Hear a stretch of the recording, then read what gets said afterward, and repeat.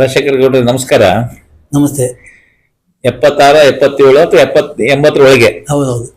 ನೀವು ಕ್ರಷರ್ ಬಟ್ಟೆ ಮಲಬ್ದಲ್ಲಿ ಇತ್ತು ನಿಮ್ದು. ಹೌದು. ನಾವೆಲ್ಲ 5, 6ನೇ ಕ್ಲಾಸ್ ಓದ್ತಿದ್ವಿ. ನೀವು SD ಬೈಕಲ್ಲಿ ಓಡಾಡ್ತಿದ್ರಿ.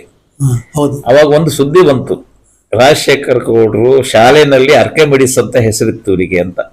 ನಿಮ್ಗೆ ಶಾಲೆನಲ್ಲಿ ಮಾಸ್ಟರ್ ಎಲ್ಲ ಅರ್ಕೆಮಿಡಿಸ್ ಅಂತಾನೆ ಹೇಳ್ತಿದ್ರು, ವಿಜ್ಞಾನದಲ್ಲಿ ಬಹಳ ಮುಂದೆ ನೀವು. ನಿಮ್ ಮೋಟರ್ ಬೈಕಿಗೆ ಹಿಂದ್ಗಡೆ ವೀಲ್, SD ಬೈಕಿಗೆ ರಾಜದೂತ್ ವೀಲ್ ಅನ್ನು ಹಾಕಿದ್ದಾರೆ ಅಂತ ದೊಡ್ಡ ಸುದ್ದಿ ಆಯ್ತು. ಅದು ಯಾಕೆ ಏನು ಅಂತ ಯಾರು ನಾವು ಕೇಳಲಿಲ್ಲ, ಕೇಳಕ್ಕೆ ನಮ್ಗೆ ಗೊತ್ತಿಲ್ಲ, ಕೇಳೋಂಥದ್ದು ಸಂಪರ್ಕ ಇರಲಿಲ್ಲ. ಇವತ್ತು ಅವಕಾಶ ಬಂತು. ಯಾಕೋಸ್ಕರ ನಿಮ್ SD ಬೈಕಿಗೆ ಹಿಂದ್ಗಡೆಗೆ ರಾಜದೂತ್ ವೀಲ್ ಹಾಕಿದ್ರಿ ನೀವು? ಅಂದ್ರೆ HD ಬೈಕಿನ ವೀಲು 1 ಕಿಲೋಮೀಟರ್ ಓಡ್ಲಿಕ್ಕೆ 800 ಸುತ್ತು ಸುತ್ತಬೇಕು. ರಾಜದೂತ್ ಬೈಕ್ ವೀಲ್ ದೊಡ್ಡದಿರೋದ್ರಿಂದ ಅದು ಬರೀ ಕೇವಲ 640 ಸುತ್ತಿಗೆನೆ 1 ಕಿಲೋಮೀಟರ್ ಪಾಸ್ ಆಗುತ್ತೆ. ಆದ್ರಿಂದ ನಮಗೆ ಏನಾಗ್ತೈತೆ ಅಂದ್ರೆ ಈ ಏನು ಪರ್ಸೆಂಟೇಜ್ ಬರುತ್ತೆ ಅದ್ರ ಪ್ರಕಾರ ನಮಗೊಂದು ಲೀಟರ್ಗೆ 5-6 ಕಿಲೋಮೀಟರ್ ಜಾಸ್ತಿ ಬರ್ತದೆ, ಉಳಿತಾಯ ಆಗ್ತೈತೆ. ಆ ವೀಲ್ ಚೇಂಜ್ ಮಾಡಿದ್ರಿಂದ SD ಬೈಕಿನ ಪೆಟ್ರೋಲ್ ಮೈಲೇಜ್ 5ರಿಂದ 6 ಕಿಲೋಮೀಟರ್. ಡ್ರೈವ್ ಹಿಂದ್ಗಡೆ ವೀಲ್ ನಲ್ಲಿ ಡ್ರೈವ್ ಇತ್ತು.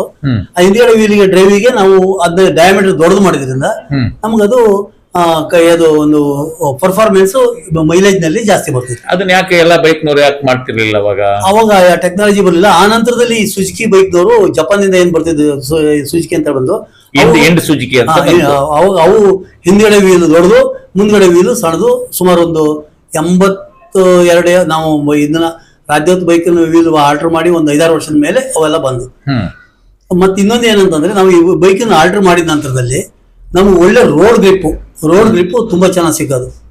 ರೋಡ್ ಗ್ರಿಪ್ ನಾವು ಎಷ್ಟೇ ಫಾಸ್ಟ್ ಹೋದ್ರು, ಯಾಕಂದ್ರೆ ನಮಗೀಗ ನಮ್ದು ಕಿಲೋಮೀಟರ್ HD ಬೈಕ್ ನಲ್ಲಿ 60 ಕಿಲೋಮೀಟರ್ ತೋರಿಸಿದ್ರೆ ನಮ್ದು ಸ್ಪೀಡ್ 70-75 ಇರ್ತಿತ್ತು. ಅಂದ್ರೆ ಮೈಲೇಜ್ ಇದೆಯಲ್ಲ, ಮೈಲೇಜ್ ನಮ್ದು ವರ್ಮೇನ್ ಚೇಂಜ್ ಆಗ್ತಿರ್ಲಿಲ್ಲ. ಅದರಿಂದ ಮೈಲೇಜ್ ನಮ್ಗೊಂದು 60 ಮೀಟರ್ ನಲ್ಲಿ ತೋರಿಸಿದ್ರೆ, HD ಮೀಟರ್ ನಲ್ಲಿ 60 ತೋರಿಸಿದ್ರೆ ನಾವು 75 ಕಿಲೋಮೀಟರ್ ಸ್ಪೀಡ್ ಅಲ್ಲಿ ಇರ್ತಿದ್ವಿ.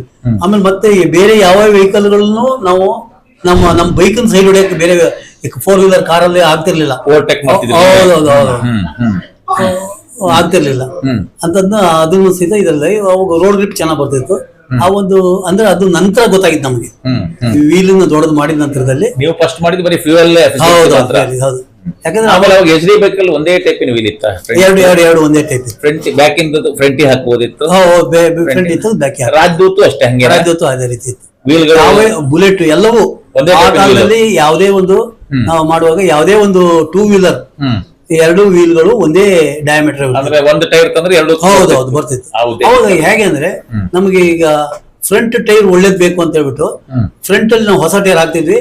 ಆ ಫ್ರಂಟಿನ ಟೈರ್ ತೆಗೆದು ಬ್ಯಾಕಿಗೆ ಹಾಕೊಳ್ತಿದ್ವಿ. ಯಾಕಂದ್ರೆ ಫ್ರಂಟ್ ಟೈರ್ ಬರ್ಸ್ಟ್ ಆಗ್ಬಾರ್ದು ಅಂತ ಹೇಳ್ಬಿಟ್ಟು ಉದ್ದೇಶ. ಯಾಕಂದ್ರೆ ಫ್ರಂಟಿನ ಟೈರ್ ಬ್ಯಾಕಿಗೆ ಬರ್ತಿತ್ತು. ನಾವು ಟೈರ್ ಚೇಂಜ್ ಮಾಡುವಾಗ್ಲೂ ಪ್ರತಿ ಸಲ ಫ್ರಂಟಿಗೆ ಹೊಸ್ತಾಗ್ತಿದ್ವಿ, ಅದೇ ಟೈರ್ ಹಿಂದ್ಗಡೆ ಬ್ಯಾಕಿಗೆ ಹಾಕ್ತಿದ್ವಿ, ಫ್ರಂಟಿನ ಟೈರ್. ಅದ್ರ ಸಾಗರದಲ್ಲಿ ಎಲ್ಲ ಆಲ್ಟ್ರೇಷನ್ ಮಾಡಿಸಿದ್ರಿ ಆ ಕಾಲದಲ್ಲಿ. ಅದು ಶಫಾ ಅಂತ ಹೇಳ್ಬಿಟ್ಟು ಯುನೈಟೆಡ್ ಪೆಟ್ರೋಲ್ ಬಂಕ್ ಎದುರುಗಡೆಗೆ ಅವ್ರದ್ದೊಂದು ಗ್ಯಾರೇಜ್ ಇತ್ತು. ಅದು ಬಾರಿ ಹಳೆ ಬೈಕ್ಗಳು ಬಹಳ ಇತ್ತು. ಹೌದು. ಆ ಬೈಕ್ಗಳಲ್ಲಿ ಏನ್ ಮಾಡಿದ್ರು ಕಂಡ್ರಲ್ಲ, ಈಗೆಲ್ಲ ಇದ್ದಿದ್ರೆ ಅವ್ರು ಲಕ್ಷಗಟ್ಟಲೆ. ಹೌದು. ಅವಾಗ ನಮ್ಮ ಎಷ್ಟೋ ಅವ್ರನ್ನೆಲ್ಲ ಗುಜರಿ ಮಾಡಿ ಇದ್ ಮಾಡಿದ್ವಿ. ಬಟ್ ಅವು ಅವ್ರ ಹತ್ರ ಗಾಡಿಗಳಿತ್ತು, ಇಂಗ್ಲಿಷ್ ಕಾಲದ ಎನ್ಫೀಲ್ಡ್ ಗಾಡಿಗಳೆಲ್ಲ ಇದ್ದವು. ಅವ್ರು ಯಾರು ಗೊತ್ತಾ ನಿಮ್ಗೆ? ಈ ಜಿಕ್ರಿಯಾ ಅಂತ ಲಾಯರ್ ಇದಾರೆ ಗೊತ್ತಾ ಈಗ ನಿಮ್ಗೆ, ಸಾಗರದ ಅವ್ರ ತಂದೆ ಅದು. ಅವರು ಹೇಳಿದ್ರು ಅದೇ ಹಳೆಯ ಗಾಡಿಗಳು ಇತ್ತು, ಈಗೆಲ್ಲ ಇದ್ರೆ ಲಕ್ಷಗಟ್ಟಲೆ ದುಡ್ಡು ಅವಕ್ಕೆ ಅಂತ ಅಲ್ವಾ. ಹಂಗೆ ಕೊಟ್ಬಿಟ್ಟಿರ್ಬೋದು ಆ ಕಾಲದಲ್ಲಿ. ಗ್ಯಾರೇಜ್ ಅಂದ್ರೆ ವಿಶೇಷ ಇತ್ತು ಅವ್ರ ಗ್ಯಾರೇಜ್ ಅಲ್ವಾ. ಬಟ್ ಬಾರಿ ಬುದ್ಧಿವಂತರಲ್ಲ ಅವರು, ಅಥವಾ ಆಲ್ಟ್ರೇಷನ್ ಮಾಡಕ್ಕೆ ಒಪ್ಪಿ ಮಾಡ್ತಿದ್ರು. ಅದ್ರಲ್ಲೂ ನಾವು ಅಲ್ಲೇ ಯಾವಾಗ್ಲೂ ಅದು ಅವ್ರ ಗ್ಯಾರೇಜ್ ಅಲ್ಲೇ ಮಾಡ್ತಿದ್ರಿಂದ ನಾವು ಹೇಳಿದ್ನೆಲ್ಲ ಅವ್ರು ಮಾಡ್ತಿದ್ರು. ಹಿಂಗ್ ಮಾಡಿ ಅಂತಂದ್ರೆ ಮಾಡ್ತಿದ್ರು. ಯಾವ ಉದ್ದೇಶ ಅಂತ ಕೇಳ್ತಿದ್ರ? ಅದು ಅವ್ರಿಗೆ ಗೊತ್ತಾಗ್ತಿತ್ತು, ಅದು ಅವರೇ ಇದ್ ಮಾಡಿಕೊಟ್ರು. ಈ ಉದ್ದೇಶಕ್ಕೋಸ್ಕರ ನೀವು ವೀಲ್ ಚೇಂಜ್ ಮಾಡಿ. ಅಂದ್ರೆ ಅದು ವೀಲು ನಾವು HD ರಿಮ್ ತಗೊಂಡ್ವಿ. HD ಹೊರಗಡೆ ರಿಮ್ ರಾಜದೂತ್ ರಿಮ್ ತಗೊಂಡ್ವಿ. HD ಒಳಗಡೆ ಹಬ್ಬ ಬರುತ್ತಲ್ಲ, ಹಬ್ಬ ಮಾಡ್ಬಿಟ್ಟು ರಾಜದೂತಿಂದ ಹಾಕ್ಬಿಟ್ಟು ಆಲ್ಟ್ರೇಷನ್ ಮಾಡಿದ್ವಿ.